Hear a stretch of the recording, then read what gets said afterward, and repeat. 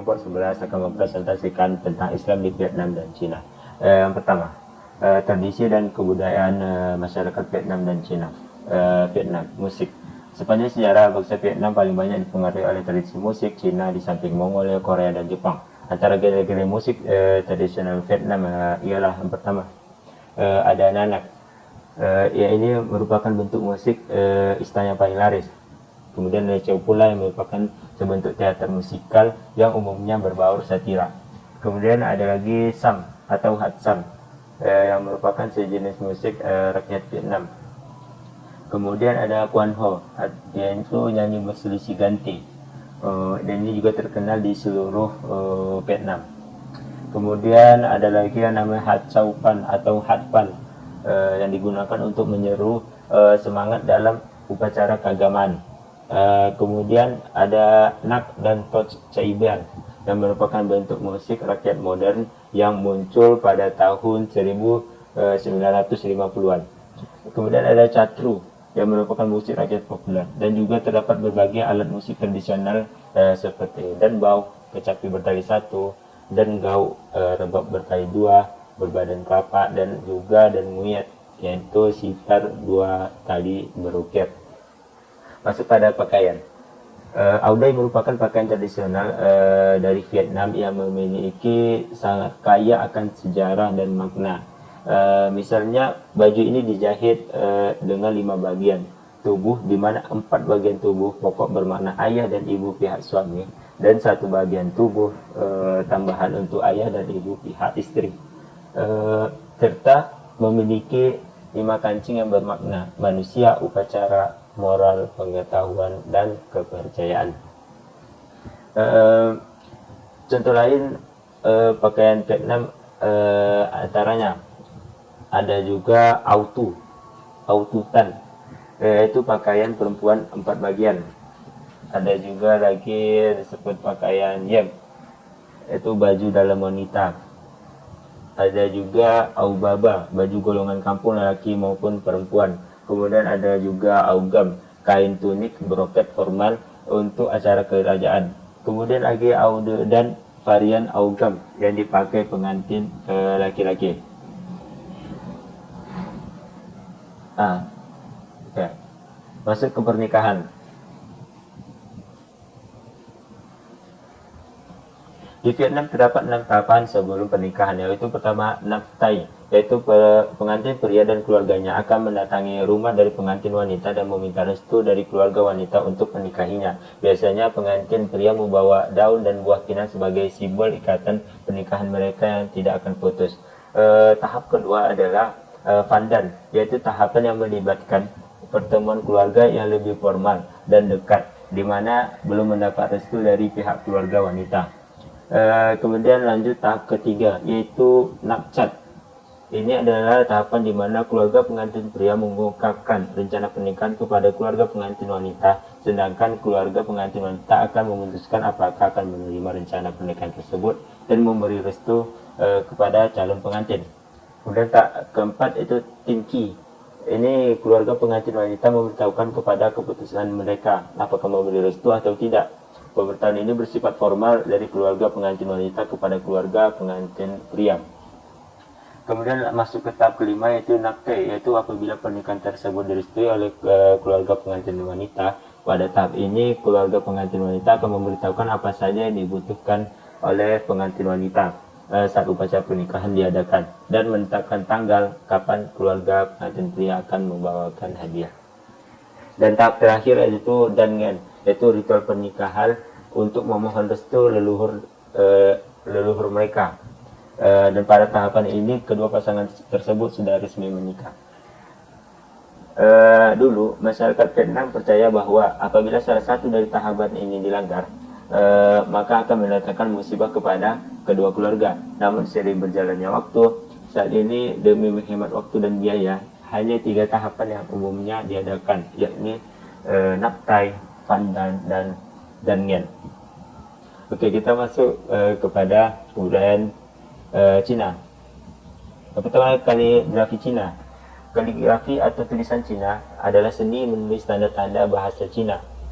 Kaligrafi ini telah muncul sejak abad kedua bertujuan untuk menyampaikan gagasan sekaligus menampilkan keindahan abstrak garis.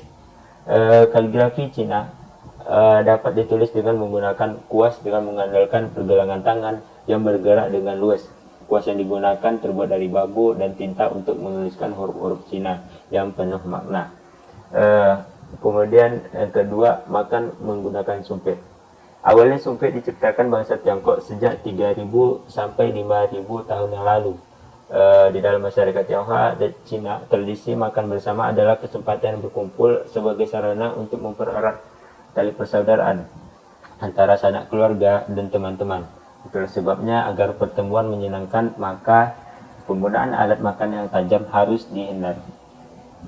Kemudian ada Cheongsam. Cheongsam ini adalah gaun yang digunakan oleh wanita Cina. Gaun ini diciptakan pada tahun 1920-an dan merupakan gaya busana yang dipakai oleh wanita kalangan atas pada saat itu.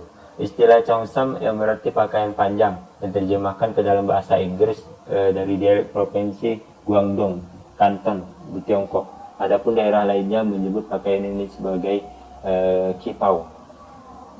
Kemudian ada lagi pakaian putih untuk berkabung. Jika umumnya orang berkabung menggunakan pakaian hitam, maka warga Cina menggunakan pakaian berkabung serba putih yang disebut holam. Warna putih merupakan kemurnian pemakaian pakaian berkabung bertujuan untuk meringankan penderitaan orang yang meninggal. Adapun bagi keluarga yang berkabung dengan pakaian berwarna putih, mereka akan mendapatkan hoki atau pengaruh baik, karena semakin lama masa berkabung maka semakin banyak hoki yang akan diterima. Kemudian ada lagi kalender Cina. Kalender Cina merupakan sistem penanggalan tertua di dunia. Hal ini semakin menguatkan bahwa Cina adalah negara yang telah memiliki peradaban sejak lama. Kalender Cina atau Imlek telah digunakan sejak abad ketiga sebelum Masehi. Kalender Cina diciptakan di Huang di Pulau Maharaja Kuning pemerintahan tahun 2698 sampai 2599 sebelum Masehi. Dalam kalender Cina terdapat tahunnya dinamai dengan nama-nama binatang. Misalnya tahun 2015 sebagai Sio monyet, sapi. Kemudian ada kita masuk kepada sejarah masuk dan berkembangnya Islam di Vietnam dan Cina. Vietnam pernah dikritik karena menjadi negara yang tidak ramah bahkan represif terhadap pemeluk agama, terutama bagi penganut Islam. Padahal Vietnam termasuk negeri yang pertama di Asia yang bersentuhan dengan Islam. Disebutkan pada tahun 650, Khalifah Utsman bin Affan sudah mengirim utusan resmi yang pertama ke daerah Vietnam. Sekarang yang pada waktu itu berada di bawah kekuasaan dinasti Tang di Cina.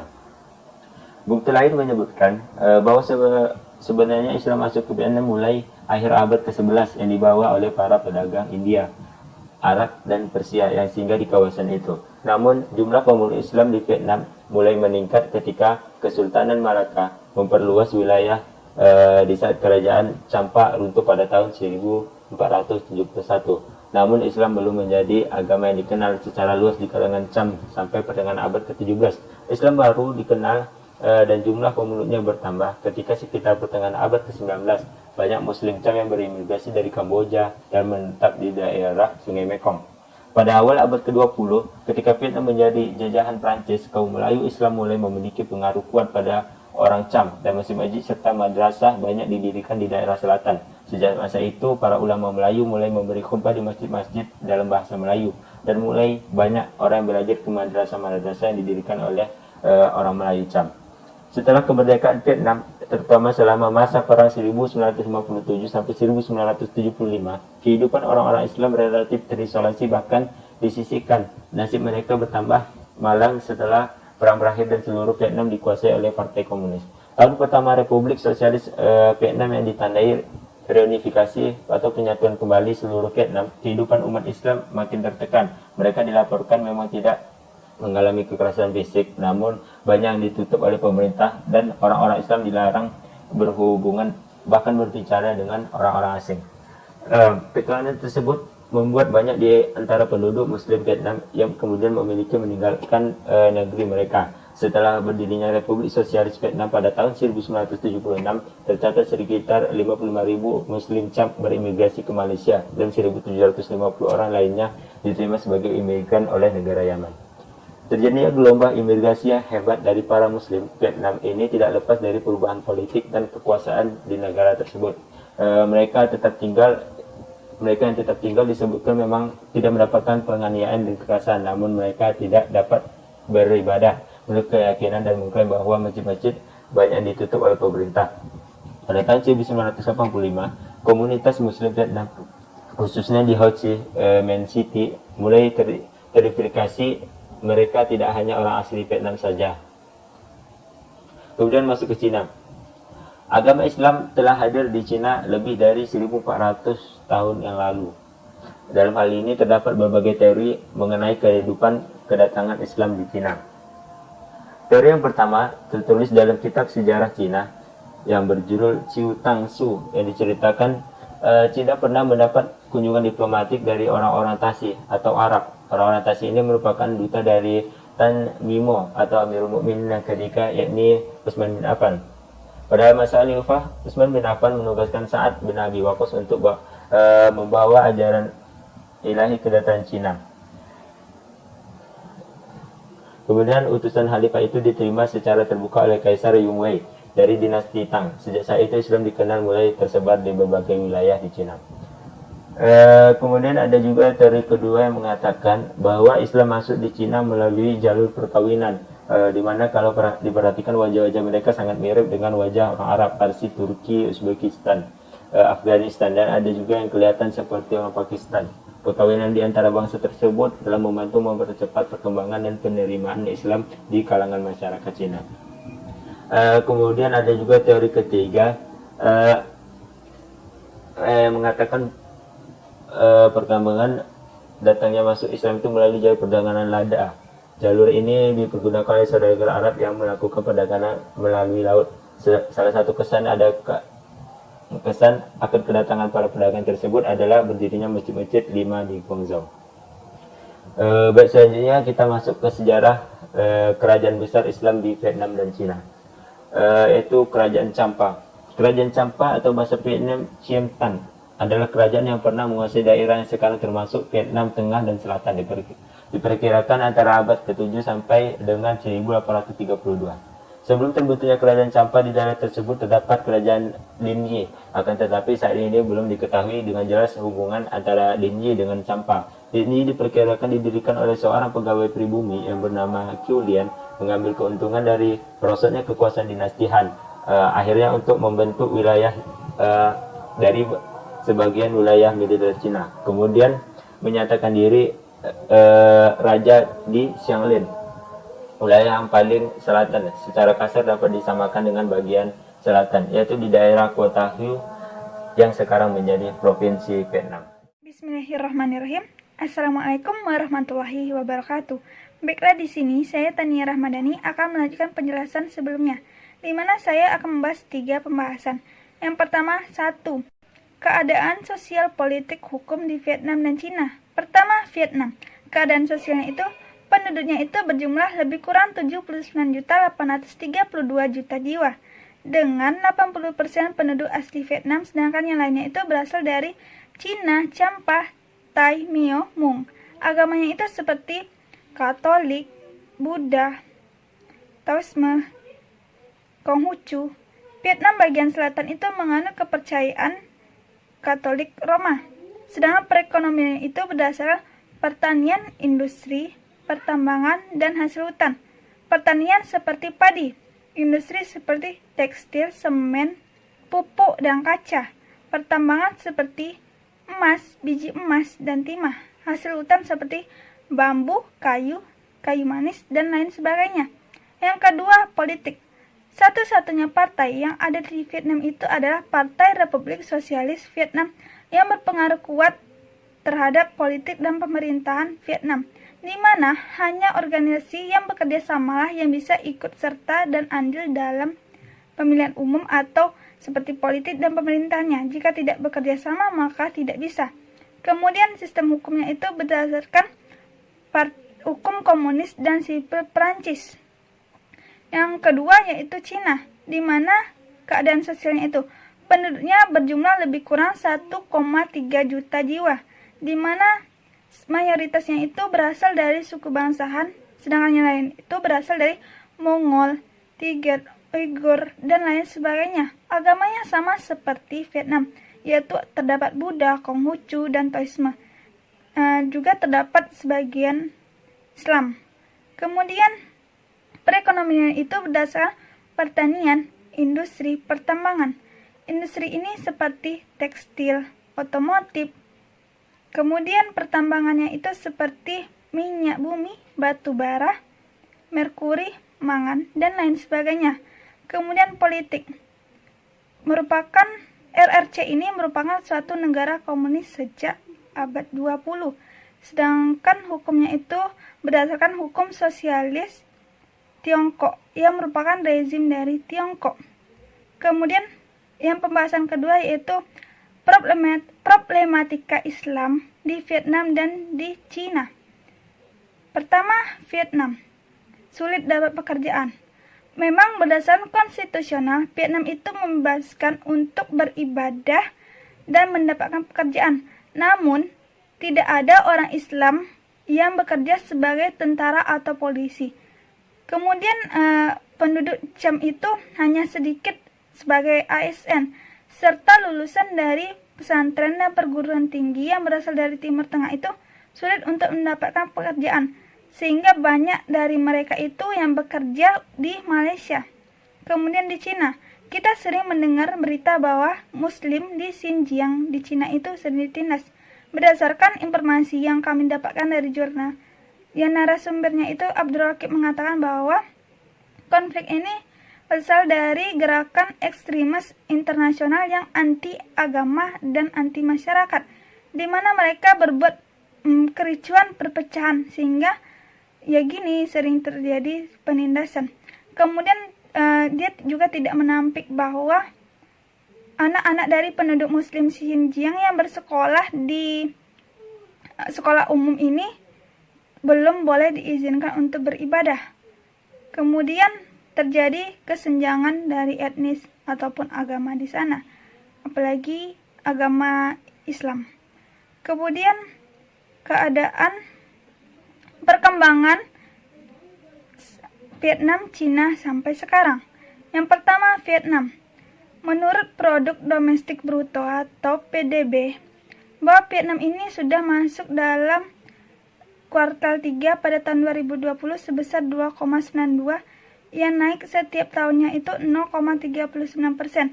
Dan Vietnam ini merupakan suatu perekonomian terbaik di Asia, merupakan salah satu yang dimana banyak negara-negara yang sudah masuk dalam jurang resensi.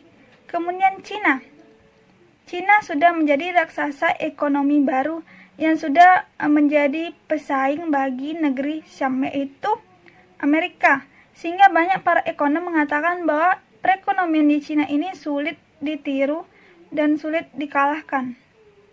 Sekian dari penjelasan saya. Apabila ada kesalahan saya minta maaf. Kemudian akan dilanjutkan oleh Saudari Viola. Assalamualaikum warahmatullahi wabarakatuh. Di sini saya akan melanjutkan penjelasan dari Tania Rahmadani. Selanjutnya adalah materi sistem pemerintahan Vietnam dan Cina. Yang A, sistem pemerintahan di Vietnam.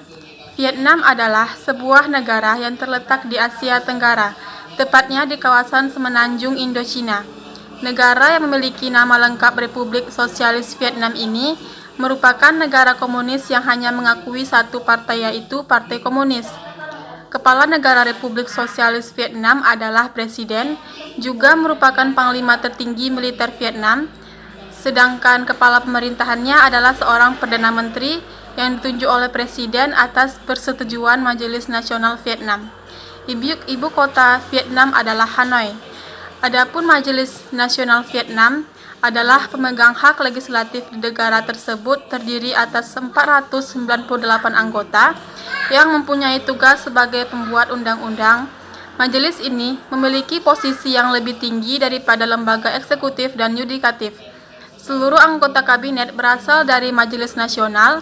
Mahkamah Agung Rakyat memiliki kewenangan hukum tertinggi di Vietnam, juga bertanggung jawab kepada Majelis Nasional. Di bawah Mahkamah Agung Rakyat adalah Pengadilan Kota Madhya Provinsi dan Pengadilan Daerah Vietnam. Semua orang-orang pemerintah Vietnam secara besar dikontrol oleh Partai Komunis. Yang B. Sistem pemerintahan di Cina. Cina dengan nama lengkap Republik Rakyat Cina merupakan negara terbesar di daratan Asia yang masih bertahan dengan sistem komunis. Sistem politik di Cina menganut sistem pemerintahan komunis. Partai Komunis merupakan satu-satunya partai yang berkuasa dan mempunyai kekuasaan dalam penyelenggaraan pemerintah negara Cina. Adapun pokok-pokok sistem pemerintahan di Cina, yaitu yang A. Bentuk negara adalah kesatuan yang terdiri atas 23 provinsi. Yang B. Bentuk pemerintahan adalah republik dengan sistem demokrasi komunis. Yang C. Kepala negara adalah presiden, sedangkan kepala pemerintahannya adalah Perdana Menteri. Yang D. Menggunakan sistem unicameral. Yang E.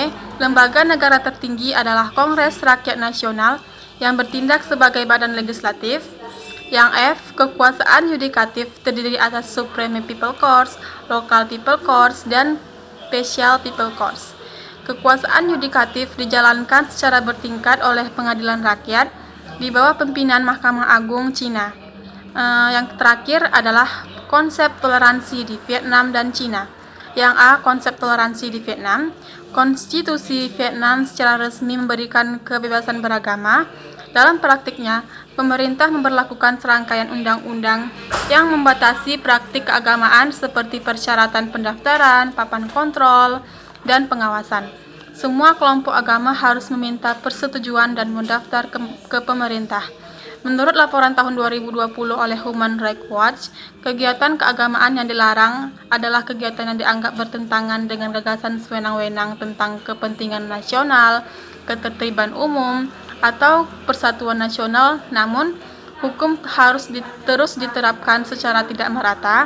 Dengan beberapa wilayah pemerintah daerah mengambil pendekatan yang lebih santai dan toleran daripada yang lain. Ordonansi baru tentang agama dan keyakinan yang mulai berlaku pada November 2004 berfungsi sebagai dokumen utama yang mengatur praktik keagamaan. Ini menegaskan kembali hak warga negara atas kebebasan berkeyakinan, kebebasan beragama, dan kebebasan untuk tidak menganut suatu agama.